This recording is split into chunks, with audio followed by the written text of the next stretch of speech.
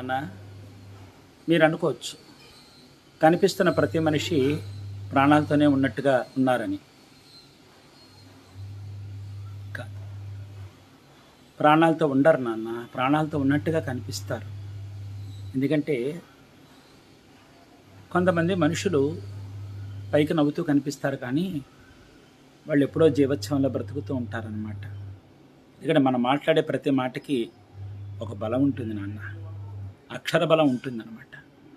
కానీ కొంతమంది మాట్లాడుతుంటే ప్రాణం లేచొస్తుంది, అదే మరి కొంతమంది మాట్లాడుతుంటే ప్రాణం పోతున్నట్టుగా ఉంటుందన్నమాట. అందుకే మాట్లాడేటప్పుడు ఆచితూచి మాట్లాడాలి అంటారు అన్నమాట.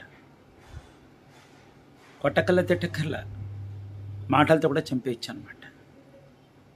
కాబట్టి మనం మాట్లాడే మాటలు ఒకళ్ళకి ప్రాణం పోయాలి, కానీ మనం మాట్లాడే మాటలు ఒకళ్ళకి ప్రాణం తీసేలా ఉండకూడదు. అది ఉసురు అన్నమాట.